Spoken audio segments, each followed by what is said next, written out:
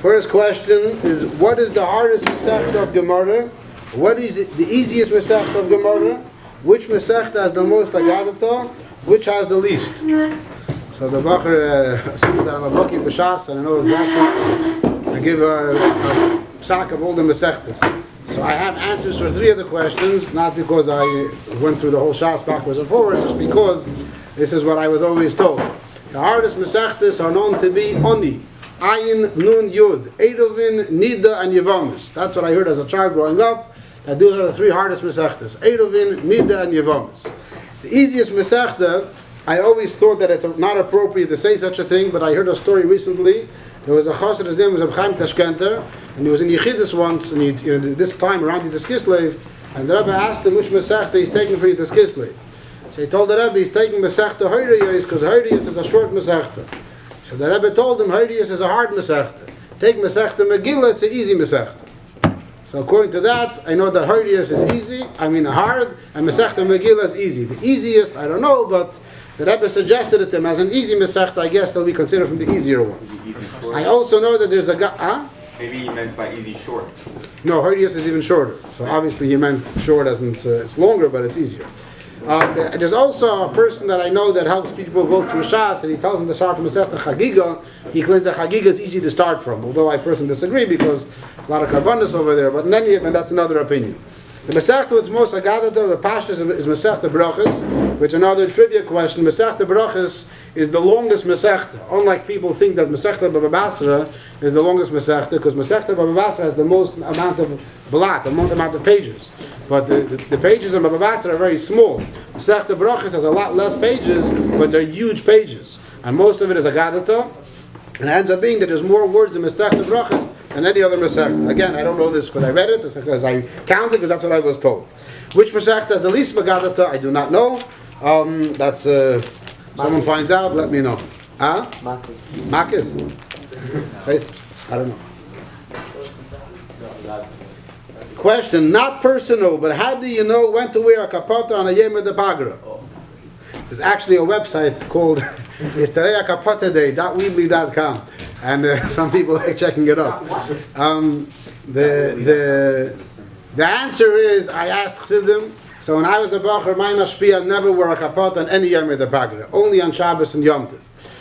There are people that wear kapatas on every Yom de Pagra that's possible, no matter what, if it's Yud Gibel Kislev and Yud Dalet Kislev and so on, every Yom Tov, every Chiddush Yom Tov. So there are 2 reasons why these people do it. Some people do it because they have a special hargish, they feel today is a real Yom Tov, and therefore it's kedai to start wearing a kapata on this day. And some people wear it as a matter of making a statement to people around them. So I spoke to a teacher once, and he told me that he wears a kapata on all special days, so his talmidim should know that today is a special day. And that's why he wears a kapata on every day, so the kids should know today's Yud Gimel Kislev, Yud Kislev, Hey Tevis, whatever it might be, because it's a special Yom Tov. And then there are people that told me that in the past, the minhag Chabad was that we only wear a kapata on Yutes Chav Kislev. Those are the only days in the year that are not Shabbos and Yom Tov that the Lubavitcher Chassidim would wear Shabbos clothes. So Mamela, those are the 3 shidduchs. My mashpia felt that any kind of kapata is chitzonius, meaning that on Shabbos you have to wear Shabbos clothes because there's halach and shulchan aruch. On the Chiddush Yom Tovim, if you really feel that it's a holy day, then you should be wearing a kapata. But if you don't feel anything, what do you start wearing a kapata for? That was his hergish. But like I said, I spoke to other Chassidim and they told me that the past used to be only Yutes Chav, and today there are svardas to do it all the time. But once you go out of what was the past minhag, then it all depends on your hergation. Every person can do what he likes. And then there are people that wear kapatas all the time, which is a different discussion. What's your opinion on Ben Shapiro as a person Yid? I never met this person. I only know about him because Bachrim listened to him. My opinion is like everything else of Klipas Noiga. For some Bachrim it's very good. Instead of listening to Shtusim, they listen to him, which is a lesser level of Shtusim. And for some Bachrim it's bad. Instead of learning, they're listening to him.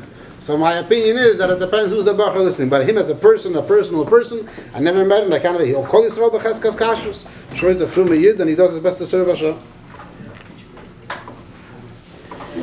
Why? How do you give money for girsa if learning for money is shaloi lishma mamish? This is a Bachar asking a question. He's not here, huh? Disappeared. Oh, he is here. Oh. He's asking a question based on what it says in Tanya, that when somebody learns money, meaning for a pniya, for an interest, that the Alter Rebbe gives an example to be a Talmud Chacham. When we spoke in Shir, we said that the Pashtus, someone that learns Torah for a prize, for money, is in Pashtus the same thing. What's the difference if the prize is to have honor, the prize is to have money? So if so, how can the yeshiva offer prizes for girsa, for whatever it may be? The answer would simply be that the Alter Rebbe himself says, that it's gedaiv to get a person to do things for the wrong reasons, because eventually it'll get him to do it for the right reasons. And the Rambam expands on it. The Rambam says, when a child is growing, when the child is trying to learn, you're supposed to give him prizes, so this way he gets a taste for Torah, and hopefully when he gets older, he'll do it for the right reasons. So that's why we're doing it. But indeed, any bacher at the end of the year that feels that he doesn't want to be shalei lishma, he wants to give back his check, we'll take it gladly. There is a story about Reb Zusha Anipoli. So instead of reading the whole story, I'll just say it Balpeh. This bacher is asking, there's a famous story, Reb Zusha Anipoli and Reb Elimelech Midijans, the two holy brothers, when they would travel, they would do a lot of tikkunim. So one time they traveled to a town, and they noticed that one of the people there, his tefillin were apostle. He was an older yid, and his whole life his tefillin were apostle. So what they did was, Reb Zusha wrote down a new parashas of tefillin, and these new parashas, he gave it to this yid, and he gave him the koyach with the parashas that he has now. He'll be mamshech, whatever he missed, and whatever it is, 40, 50 years of not putting on tefillin, he'll accomplish it all now. There's a hamshech of the story, the Barditchever once found the tefillin, the ganze meise. But the Bacher's question is that it says in Tanya Nigeris Tshuva, that when someone is over on a mitzvah loisasa, he can do tshuva and correct whatever he did wrong. But if someone doesn't do a mitzvah essay, ha'oir ne'adar. If a person doesn't put on tefillin, a person doesn't say shema, so what he was supposed to bring down, he lost, and therefore he can't do tshuva for it. And Alter Rebbe implies in Nigeris Tshuva that it cannot be corrected. And in this story, we see it could be corrected. So the answer is that L'Kutei Torah in Parshas Balak, Daf Ayin Gimel Amadalad, Alter Rebbe talks about what he says in Nigeris Tshuva, and he says it's not that it's impossible. Is that in order to fix what you did wrong, what you did not put on tefillin, so a person didn't do a mitzvah essay, so it's a lot harder to fix that than it is to fix a mitzvah lois essay. But even that can be corrected with the highest level of tshuva. And according to what the Rebbe says over there, it's understood that if there's a way of fixing it, so then the tzaddikim like the Noam Elimelech and the B'Zusha Anipoli, with their koiches, they were able to give this year the schus to be mashlim it. So b'derech klal, you have to work on your own to the highest level of tshuva, and over here the tzaddik helped them out. And Bechlal, Chassidus, so all the Avedis, the worst possible Avedis, Chassidus always says that you can do tshuva. Even when it says in Chazal, you can't do tshuva, and the Alter Rebbe always says, Dochak v'nichnas is always, there's never such a thing that a person should say that I'm too lost, I can't fix it, I can't correct it. He says, from now on, a person should never do an Aveda with the cheshbon that I'm going to do tshuva afterwards. But whatever happened in the past, no matter how bad a person was, the worst possible things, Torah Bechlal, and especially Chassidus, always tells him there's always ways of doing tshuva. Can we have Seder nap time? No. Huh? We do. We do. We do. Most Magidei Shiurim, besides me, allow you to sleep in shir. So just make sure you go to my shir. What do you think of Zamir Cohen and his books? Who's Zamir? Zamir Cohen wrote a number of books. He writes books on the science and Torah. So, on the one hand, I shouldn't be saying anything because Amir Cohen has a tremendous chus in which I don't have, and that is because he has a chus. He's mekarev, if not hundreds and thousands or tens of thousands into Yiddishkeit. So my opinion is really irrelevant. But the Bacher is asking me for it. So my only issue is that he brings in his books a lot of inyanim from Kabbalah. And for someone to go and teach Kabbalah to the masses is not okay, especially that he takes things from Chassidus but does not quote Chassidus. So his whole approach to Chassidus is a bit disturbing. It's not terrible. Maybe some people would say it's terrible, but it's disturbing, his approach to Kabbalah and Chassidus. So that's an issue that I have, but I'm a small person. But on the other hand, I see that he has a tremendous chus. He's the kind of tons of people to Yiddishkeit. His actual book, The Coming Revolution, I realized that the big success of his book, as babyish as it seems, but this is what it is. The success of his book is his pictures. You look at the book. If you take all the text and put it in a regular book, you can find books from Aryeh Kaplan that probably do a lot better job. His Pashi has tons of pictures. He has a picture over there. One of the things over there is about a professor that was Megala, something about how the Bris Milah is the seventh day is the most best thing. That professor happened to learn at the University in Madison, Wisconsin. So he has a beautiful page of a picture of University of Madison, Wisconsin. I understand you can't take a picture of the Bris, say that, but still. A lot of his pictures are not negeh, but people, it's a chush that he has. He chaptzich, a pale mamish, and you do that. Oh, mitamo, okay, fine. It opens your eyes. I learned from him a lesson when I give my slideshows. When there's animal shiurim also. Even basic pictures, I know it's no chidushim, but just it catches your eye. So B'Peil Mamish, his crowd that he's targeting are people that are becoming from, and he has a tremendous chus. He was Makar of thousands, like I said, not tens of thousands. He has a TV channel in Eretz Yisrael, and he has people speaking. He brings Lubavitchers on the show as well. That they speak and they teach Tanya there. So he's definitely doing his best to be Makar of into Yiddishkeit. There's tremendous chusim, and any hardest that I have are Mamish insignificant. Does Chassidischkeit override halacha in any area? If yeah, why? If not, why do people act like that and say stuff like that? So the answer is no. Chassidus will not override halacha in any area. The thing is that there are sometimes different opinions in halacha, and Chassidus will stress one opinion. Sometimes that opinion can even seemingly be a b'diavad. The example we spoke last week or 2 weeks ago about shalashudas on Shabbos. Shalashudas on Shabbos, so al pi halacha you must have shalashudas. There's no option not to. But al pi halacha is the best way to al pi halacha lechatchila is to wash and have a mitzi. And with the Yevid, you can rely on having a snack or something else. So over here, the Chassidus tells us we can rely on the opinion that says it's enough to have a snack. But to go completely against halacha, Chassidus will never do. Why do people act like that? If not, so why do people act like that and say stuff like that? It's because of Yinika Sachitzoinim. Unfortunately, people that don't really know. So when it comes to Chassidus, it's coming to add. But what ended up happening is that when it's adding and focusing on the Isofis, the basic things are not neglected, they're not spoken about. And therefore, some people that never learn the basics, they only hear the additional things, so they think that that's only what's important. They said that they asked the Rebbe would give out dollars for tankisten. Tankisten are where the Bachim they used to go on Mivtzoyim on tanks, and Mivtzoyim tanks. So the Rebbe would give out Mivtzoyim to those Bachim. So somebody asked the Rebbe, why don't you give the Rebbe give them dollars? So someone asked the Rebbe, why don't you give dollars to the Bachim that said, come to Seder and learn? So the Rebbe said, that's basics. The Rebbe said, if I'm going to give dollars to such people, it's a bonus. That's what they have to do. So I'm only giving dollars for those that are going above and beyond. They're going on Mivtzoyim as well. But obviously you can imagine that what will most Bachim care about more? They care about more Mivtzoyim, because then they can get the Rebbe's dollars. And Seder they didn't care about so much. So the Rebbe's kavanah was it should be a Isofah. But it ended up that some people that weren't mature or didn't care, they just focused on something which was the Isofah, not the Ikar. So that's why there are people that unfortunately think that Chassidus that overrides halacha, and they act that way, but it's wrong. It's impossible. Nothing in Chassidus can go against halacha. There's even a true of the Rebbe. The Rebbe went to somebody, the Rebbe said, Minhag Chabad is to go according to Shulchan Aruch. Because people always, it's something that has to be said, because some people they're always asking, always 1 second, but Chabad, everything is al pi shulchan. It's only Chassidus are coming to add on top of that, never to take away. Huh? But we said, Rabbi said that so we rely on opinion. The B'diavad means that there's different opinions. So we rely on other opinions. So Chassidus will pass like a second opinion. We're not allowed to allow B'diavad. In certain cases you are allowed. Shulchan Aruch says you're allowed. Shulchan Aruch says yes, so we do it also.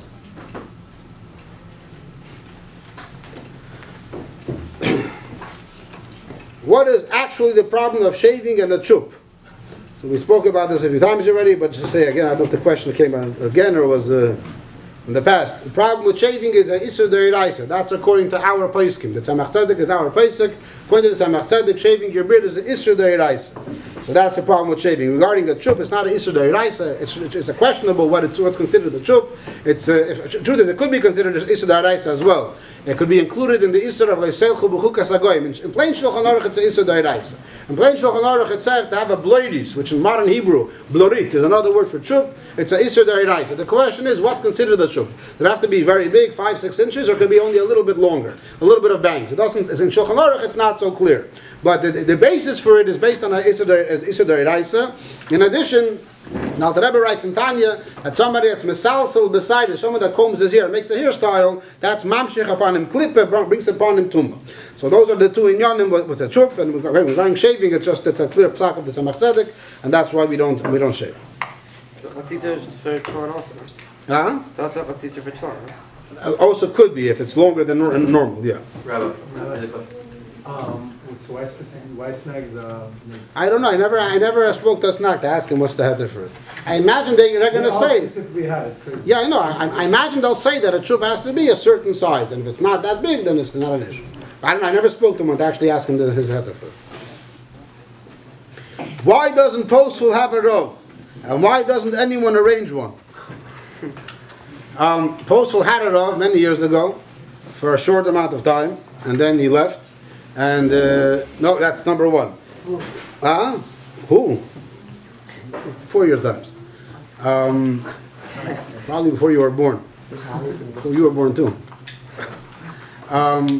Why doesn't it have now? Because most communities, the community is built up of a bunch of people that have an interest in building a community.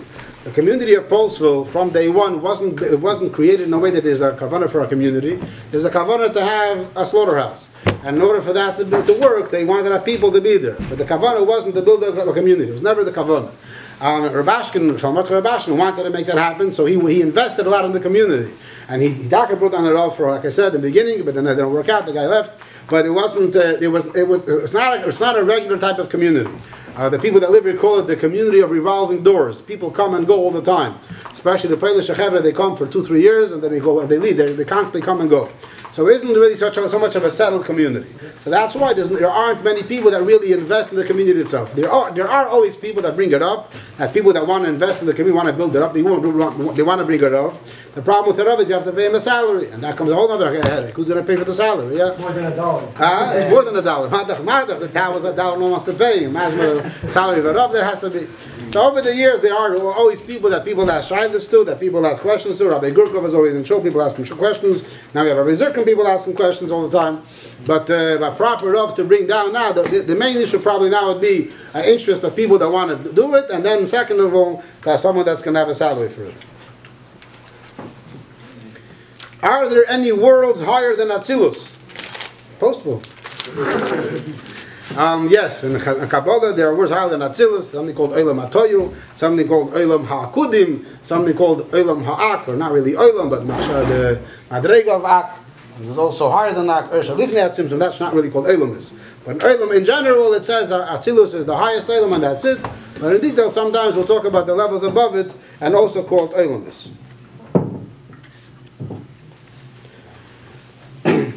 Are the myths of the Gemara, Midrashim, dragons, phoenix, mermaids, and salamanders true? The Bacher doesn't know his English. Myth, by definition, means not true. So you can't ask, is the lie true? You can ask, are the legends, are the Gemara stories about these inyanim, are they true? So it's a machlekes amongst the mefarshim. Certain stories of these things are said to be true. Certain ones seem to be exaggerated. So it's not clear to me. There is a story with the Rebbe. There was I forget the name. There was a couple that were sculpturers. Is that right? Sculptures. They were both sculpturers. So sculpturers. Singular and plural is the same thing? Yeah, sculpturer, no? I don't think there's a Sculpturer is one. So sculpturer is one? And sculpturer is and the actual thing is a sculpture. Yeah. So the sculpturer makes a sculpture. He sculpts into a sculpturer. So there's a man and a woman, and the man started working on a sculpture of a phoenix. A phoenix, for those that don't know, is a type of bird which somehow burns itself up and revives itself from its ashes. There's a gufa, there are many different ways of looking at it.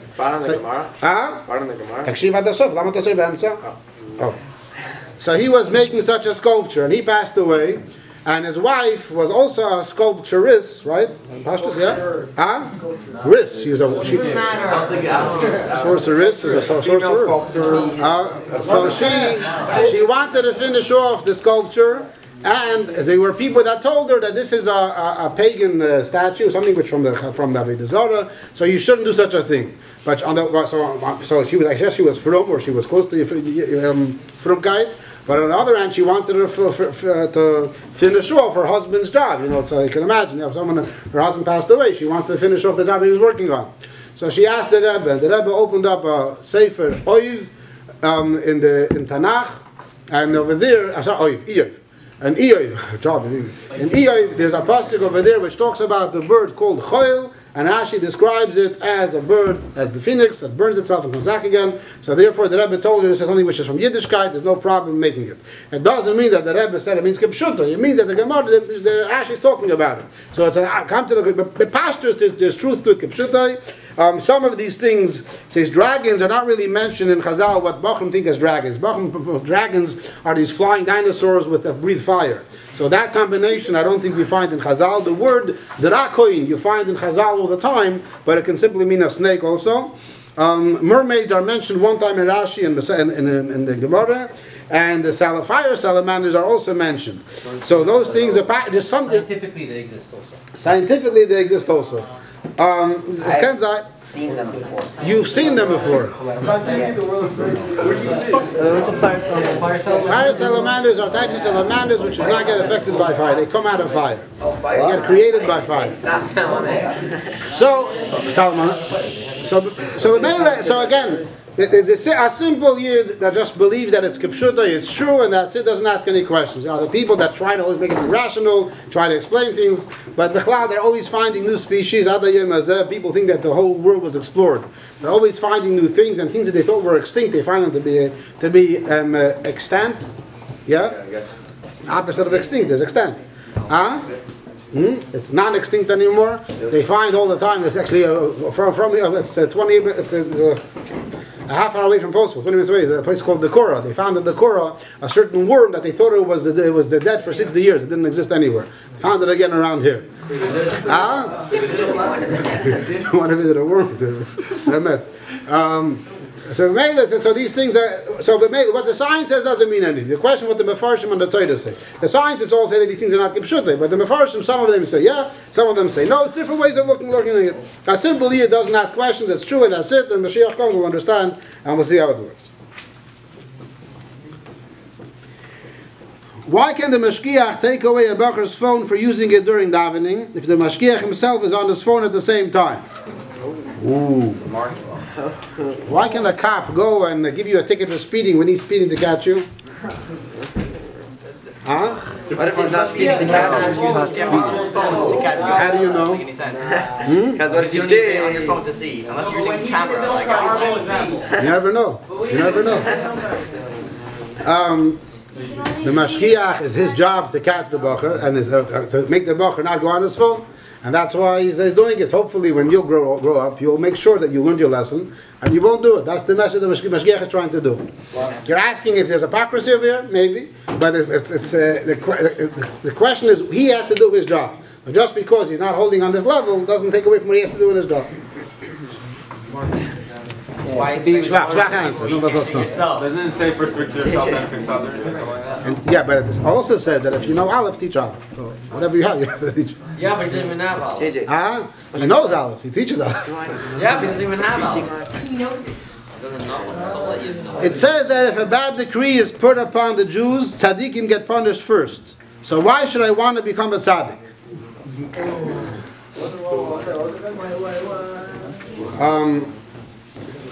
Every father would do whatever he can to save his children. Every father is willing to go into fire and water to save his child. Father's willing to have Mesiras Nefesh to die for his child. So why do you want to have a child? You're going to die for him. because I want to have a child, and what's come up is part of my love for my child. It's not what I'm thinking about when I want to have a child. I want to be a tzaddik, so first of all, I doubt it. Anybody here will be on the level of tzaddikim that it says in Chazal that the tzaddikim nitfosim b'avin adur, that the type of tzaddik that Daka gets punished. If you will get to that level, maybe you'll be so special that you'll even be able to be mechaber of the generation. Like some tzaddikim, they were so great they even stopped the punishment from happening. And if you're in the between level, that you're such a big tzaddik that you can't protect everybody, then probably at that point you won't mind it. You'll be so happy that you're saving Klal Yisrael, they'll be very happy with that. But Bechlal, the whole goal of being a tzaddik is not a thing that Chassidus talks about. We're not looking to be tzaddikim. We're looking to serve Hashem. And that's why we were created. And a person has to do what he was created for. This is the reason why we're here. We're here to serve Hashem. The title that we're going to get, whether it's Beinoni or tzaddik or Rali, tzaddik or Toivloi, that's not a title that people are really working on. We're not working for titles. We're looking to serve Hashem. And like I said, if you end up being a tzaddik on that level, Taka, the pashas, you'll accept it happily that you should be a kaparah for Klal Yisrael. One of the qualifications for Mashiach is that he fights the wars. Ein pirush yetzim midei pshutei shel mikra. Even though the Rebbe guided Yidden through wars, how did he actually fight begashmis like it says? The Bacher is not really, is saying his own pshat and then he's coming and asking a question. It doesn't say that Mashiach has to take a sword or a M16 and go out there and shoot enemies. It doesn't say that at all. It says v'yilchem milchemes Hashem. He's going to wage the wars. You want to touch it, that it means after with a sword or with a bow and arrow or with a gun. It's your pshutei shel mikra. It's not pshutei shel mikra. Pshutei shel mikra can mean when you're waging a war. It can mean in many kind of ways. It can be a war that you direct the war, you give strategy. It can be a war that you actually go out l'payil. It's not more pshutei this one than the other way. That's number one. Number two, v'yilchem milchemes Hashem. The pashtus, everyone understands that the milchama means the milchemes of Hashem, and that the Rebbe speaks about. The Rebbe explains it always. And the milchemes of Hashem means the wars of Hashem against the klippa. That Mashiach is a person that is fighting against the klippa, and against the klippa, you for sure do not use weapons to fight against them. Rather, you're fighting a kind of war. You're bringing oid into the world. And the Rebbe definitely is the one that fights and fought that the most, more than anybody else, about bringing oid into the world and pushing away the klippa. So Mela, the pasha, the qualification is there. Another thing, Bechlai, I want to say that this whole thing that people today kochzich and they want to find in the Rambam, the rayis that the Rebbe could be Mashiach, or how it fits exactly. You should know by Chassidim in the past, there was never a thing. Chassidim never looked into the Rambam, and based on the Rambam, they assumed the Rebbe could be Mashiach. It was always a davar pasha that the Rebbe is Mashiach. This is from all the generations. I have a booklet in my house from all the different tzaddikim, different chassidim. The Rushin, every one of the chassidim thought his Rebbe was Mashiach. And not everybody had a whole explanation of the Rambam or how it's based David. It didn't bother them. It was a simple amunah that my Rebbe is a nasi, he's a tzaddik, and he is a Eibishter wants Mashiach to come, he's going to be Mashiach. That was a davar pasha. The whole rayis and the pilpulim is people are trying to convince other people, but for themselves nobody needed that. And today also says that you're supposed to learn Yanegul Mashiach, so you have to learn the sugya. But even if you learn the sugya, sisters, I know a chassid that he has a very big koch in Yanegul Mashiach, and he has a big kasha. How can I say the Rebbe is Mashiach based on certain things that he learns in Rambam? But at the same time, it's pasha. The Rebbe is Mashiach. He has no explanation for it. He has a kasha, but it's a pasha dazach. So that's bechlal. So these kind of questions, in a learning kind of way, gesundheit. But if the Baruch is trying to challenge the whole thing, then you're coming from a wrong perspective. The way we approach it is not because of that. There was a Polish Rebbe that once asked Reb Nissen Nemenov. He asked Reb Nissen Nemenov, does Reb Nissen think that the Rebbe is really Mashiach? So Reb Nissen told him, he was a Polish Chassid, he told him, if you think that your Rebbe is not Mashiach, then you find yourself a new Rebbe. It was a davar aposhet, but I don't have the simonim. It doesn't begin from that. It begins from a simple amun. A good davach.